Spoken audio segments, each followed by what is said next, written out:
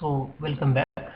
We are dealing with some of the numericals on force vibration, in which the force is provided by the excitation due to rotating and reciprocating imbalance.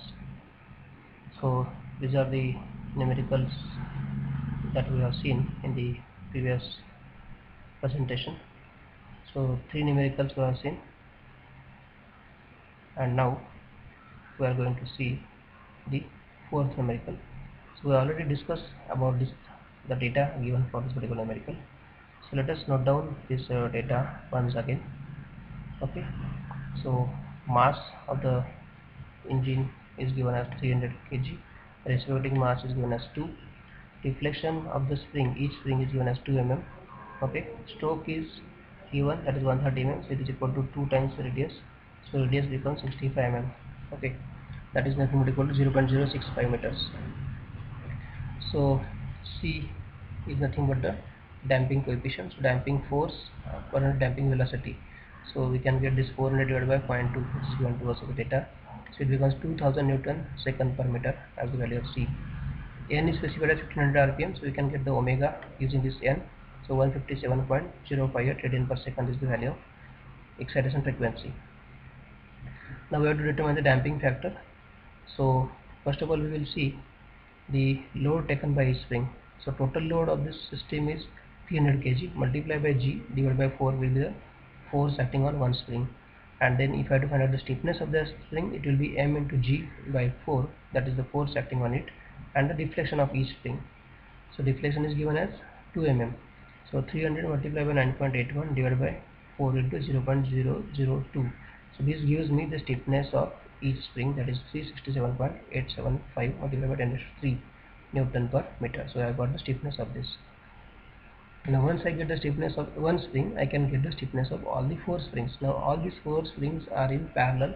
Therefore, for parallel case of the springs, the equivalent stiffness is given by K plus K plus K plus means 4 times K, addition of all that 4 spring stiffnesses. So it becomes total stiffness as 1471.5 into 10 to 3 Newton per meter. Now I have to find out the circular natural frequency of this, which is given by omega is equal to 1 out of K by M. So K I have got here total, and mass is known to me, so I can get the natural frequency of this in radian per second. And now once I get this omega n, now I can find out the value of zeta, which is equal to C by Cc. So C I have already calculated previously on the last slide, and Cc is nothing but a critical damping coefficient, which is given by 2m omega n. So if I put these values, I will get the value of zeta as 0.0476.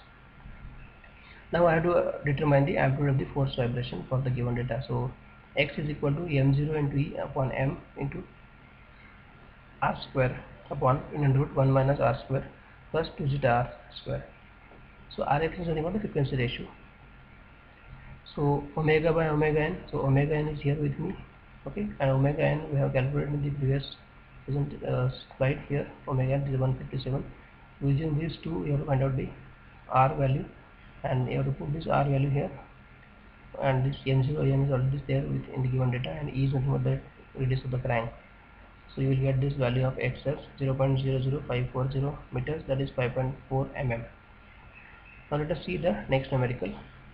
So in this case, it is specified that a car is moving with a speed of 100 km per hour, has a gross mass of 1500 kg, and it passes over a rough road which has a sinusoidal surface with an amplitude of 75 mm and a wavelength of 5 meter, and the suspension system has a spring constant of 500 Newton per meter mm and damping ratio of 0.5. We are supposed to determine the displacement amplitude of car and the time lag. Okay, so phase we have calculated up till now, is phi you have calculated. So with the help of that phi, you have to find out the time lag.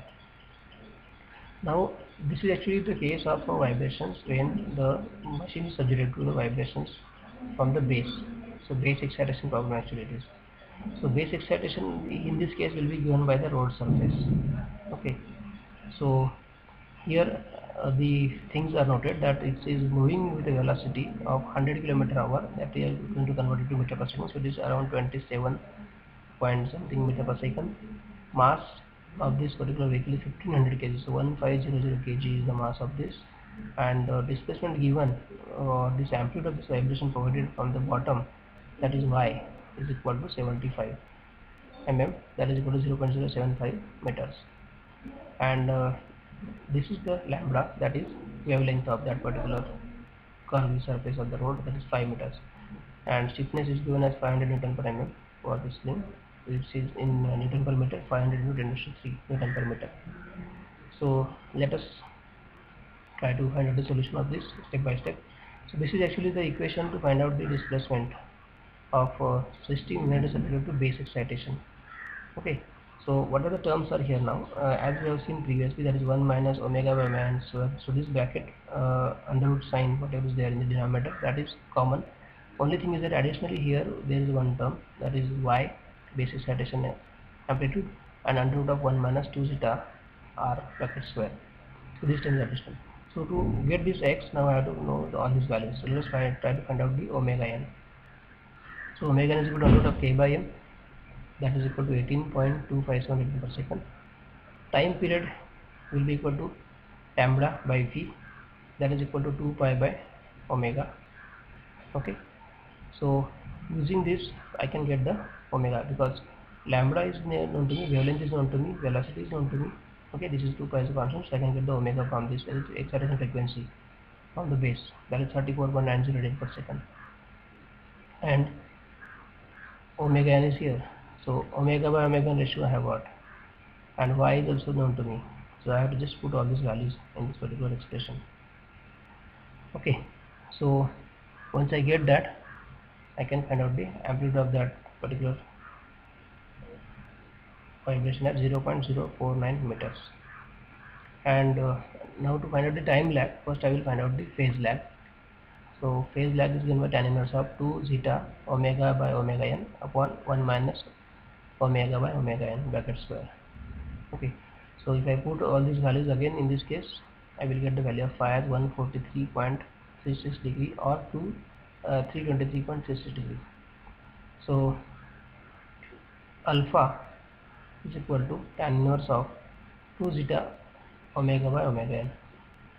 So this is additional term in this case now, because phase lag for a base excitation is given by phi minus alpha.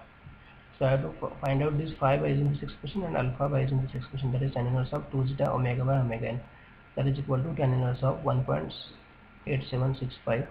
okay, and alpha I am getting at 61.95 degree, or it is plus 180, it is 241.95 degree. So now I have to check the difference of these two. So I will take difference of this value and this value. Okay, so it will be 143.36 minus 61.95, so it is 81.41. So this is the phase lag, phase difference. Okay, and now I have to find a time lag, so it will be nothing but given by phase lag divided by omega. So phase lag is phi minus alpha divided by omega, it is radian per second. So it is 81.41 divided by 34.26 multiplied by pi by 180. I will be getting this time lag as 0.04147 seconds. So now one more numerical we will see. In this case, initially the static deflection of an automobile on its spring is given at 10 centimeter. Find the critical speed. Okay, when the trailer is traveling over a road with a profile approximated by a sine wave of amplitude 8 centimeter and the wavelength of 16 meter. So assume damping to be given by zeta equal to 0.05. What will be the amplitude of vibration at 70 km per hour? So this is also the problem of the base excitation. So in this case, the deflection is given of the spring, that is 10 centimeter. Okay, so I have to convert into a meter so that I can utilize it for my calculations. So base excitation amplitude is given as 8 centimeter, wavelength is 60 meter, and zeta is 0.05. So first of all I will calculate the velocity, which is given at 70 km per hour. I will convert into meter per second, that is it becomes 14.44 meter per second. Okay, so omega n I can find out under root of k by m or by using under root of g by delta. So g is 9.81 and delta is 10 centimeter. So if I put appropriate units of this, I will get this omega n is equal to 9.9 radian per second. Now using wavelength and velocity, I will get the time period, that is lambda by v, that is equal to 16 upon 19.44, that is equal to 2 pi by omega. So from here I will get the acceleration frequency of the base, so that is 8.82 radian per second. Now once I get this omega and omega n, I can get the value of r, that is omega by omega n, and I can get the value of amplitude of vibration. So this is amplitude of base excitation, or the base, or the road surface. Okay, so 1 plus 2 zeta omega by omega n. So here zeta is equal to 0.05. So if I put this value of zeta, omega and omega n, so I can get this value of x, that is equal to 355.1 mm. And if I have to obtain the value of this x at zeta equal to 0, so that just I have to put the zeta 0 here. So wherever the zeta is there, that term will not be there. So this x I am getting at 0.30782. So this is with damping, this is without damping. Okay.